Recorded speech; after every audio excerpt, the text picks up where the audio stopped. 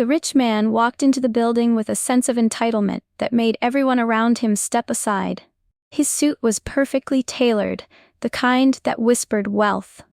Every morning, he arrived at the office in his expensive car, making sure to park it in the spot closest to the entrance. He would flash a quick, smug smile at the receptionist before striding past her without a word. The way he carried himself made it clear that he saw himself as above everyone else. Inside the office, he didn't bother greeting his colleagues unless it was to make some sarcastic remark. He'd pass by the workers, nodding curtly, as if they were invisible. The janitors were no exception. He never bothered to acknowledge them, often sneering at their humble uniforms. They were just part of the background, people to look down on. This rich man had worked hard to get where he was, and he believed that gave him the right to act however he wanted. He'd inherited his wealth and built his empire through connections and influence, but none of that mattered. He saw himself as the king of the office, deserving of respect simply because of his status. The janitors, the assistants, and anyone else who didn't wear a designer suit were just there to serve him. It was how the world worked, as far as he was concerned, and everyone else knew their place. The janitor was a quiet man, almost invisible to the people around him. He wore a simple uniform, faded with years of use, and his face was often hidden behind a cap.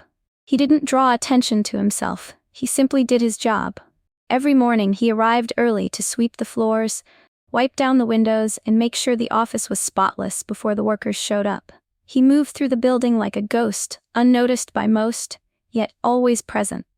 Unlike the rich man, the janitor didn't feel the need to show off. His life was simple. He didn't have the expensive car, the tailored suit, or the flashy accessories. But he didn't mind. His small apartment and modest belongings gave him everything he needed. He was content with the little things: a quiet evening, a good meal, the satisfaction of a job well done. The staff often walked past him without a second glance, not realizing that the janitor had been part of the company for a long time.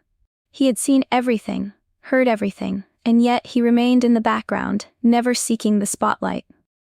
His interactions with others were brief and polite. People saw him as a fixture of the office, like the cleaning supplies or the trash bins, necessary but easy to overlook. But beneath his quiet exterior, the janitor had more on his mind than anyone could have imagined. One morning, as the rich man strutted through the hallways of the office, he spotted the janitor once again. The man was sweeping the floor in the corner, his head bent down as he worked. The rich man paused for a moment, taking in the scene. He couldn't help but chuckle to himself. It was always the same. This janitor, always doing the same mindless job while everyone else was in meetings, making deals, and wearing suits. With a smirk, the rich man walked up to him, his polished shoes clicking against the floor with each step. "You're still here, huh? Cleaning up after everyone else," he said, his voice dripping with mockery. "I guess some people are just built for the bottom, right?" The janitor didn't look up. He continued sweeping the floor, his movements steady and calm. He didn't seem bothered by the rich man's comment. It was something he had heard many times before, and he wasn't interested in engaging in a pointless conversation. "Must be nice," the rich man continued, "not having to worry about things like profits or meetings. Just sweep away, and everything's fine." He laughed again, not expecting a response. To him, the janitor was nothing more than a background character in the grand drama of the office. But the janitor didn't flinch. He simply nodded politely, his eyes still focused on his work. The rich man shook his head, muttering something under his breath, and walked off, convinced that this man would always be just a janitor, stuck in his place forever. Little did he know, he couldn't have been more wrong. A week passed, and life in the office continued as usual. The rich man carried on with his daily routine, dismissing the janitor as nothing more than a faceless worker. He still mocked him quietly when they crossed paths, thinking nothing of it. But the company was about to face a huge shift that no one could have predicted. The day arrived when the employees were called to a company-wide meeting. It was a surprise to everyone. No one had been given any hint about what it was about. As the staff gathered in the conference room, whispers filled the air. No one had any idea what was going on. Then, the doors to the room opened. and everyone fell silent. Standing at the front was none other than the janitor. The rich man's jaw dropped as the man in the humble uniform walked confidently to the podium. It was the same janitor who had been quietly sweeping the floors for months, but now there was something different about him. He stood tall, his presence commanding attention. The quiet, humble man was now dressed in a sharp suit, a CEO's suit. "Good morning, everyone," the janitor said, his voice calm but firm. "I'm your new CEO." The room went silent. People stared in disbelief. Was this some kind of joke? The rich man couldn't believe what he was hearing. His mind raced as he tried to make sense of it. This couldn't be real. The janitor, of all people, was the new CEO? The man who had spent his days mopping floors, cleaning up after others, was the one who had been chosen to lead the company. And the rich man had no idea. He had underestimated the janitor in every way, never once suspecting that the quiet, humble figure in the background had been watching, learning, and preparing to take charge. It was a game changer, and the rich man was left speechless, trying to comprehend the magnitude of the revelation. The rich man's mind raced as the janitor, now CEO, stood confidently in front of the room. He couldn't process what had just been said. The janitor? The man he had mocked for months, the one he had thought of as nothing more than a lowly worker, was now the one in charge of the entire company? As the CEO spoke about his vision for the company, the rich man's mind remained in a fog. He could barely hear the words. He was too busy replaying the countless times he'd laughed at the janitor, the many times he had dismissed him as insignificant. It felt like his entire worldview was crumbling. The CEO talked about equality, fairness, and innovation. He explained how he had been working closely with the team, gathering insights and understanding every part of the company. The rich man's discomfort grew as he realized that this wasn't some hasty decision. The CEO had been here for a reason. He had been quietly observing everything, learning from the ground up. As the meeting came to an end, the rich man stood frozen in his seat. His colleagues exchanged confused looks, unsure of how to react to the sudden change. Some people were excited about the new CEO, but for the rich man, it was a nightmare. The very person he had looked down upon for so long was now the one holding all the power. He felt humiliated. His pride, which had once been his greatest asset, now felt like an anchor, dragging him down.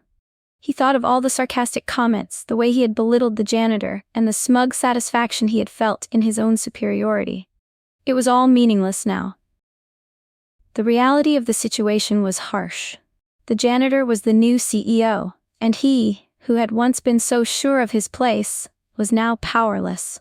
The rich man tried to regain some composure as he left the room, but inside, he couldn't shake the feeling of embarrassment. He had misjudged the janitor, and it was a mistake he would not soon forget.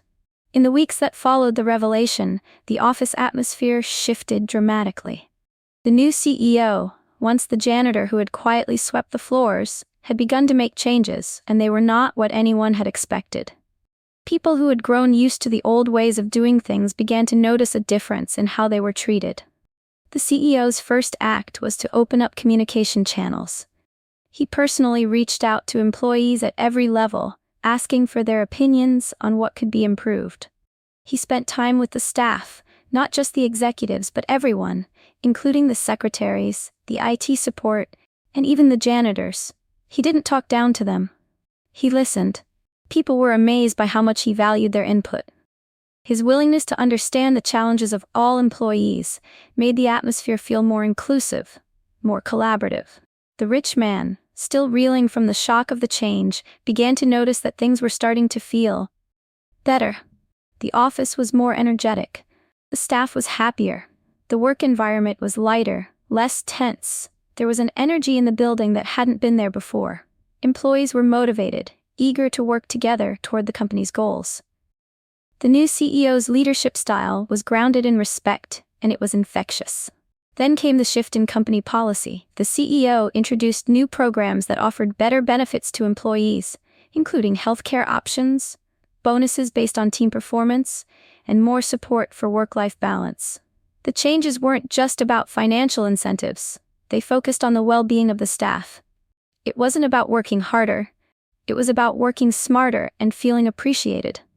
At the same time, the rich man's status began to slip. The lavish privileges he had once enjoyed were no longer as important as they once were. His behavior, which had always been laced with arrogance, began to stick out.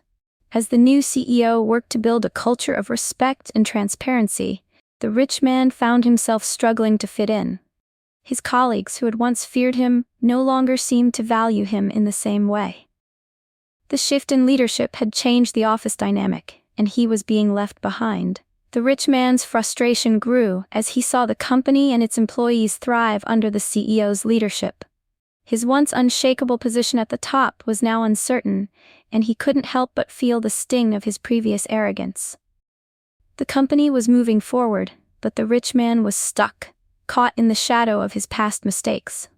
Months passed, and the rich man's world continued to shift in ways he hadn't anticipated. The company was flourishing under the new CEO, and the changes that had been made were more than just superficial. Employee satisfaction was at an all-time high, profits had increased, and productivity was soaring. People who had once been invisible now felt valued and respected. The rich man, on the other hand, was losing his place in the very world he had once dominated. He tried to keep up with the pace of the changes, but it was clear he no longer had the same influence he once did.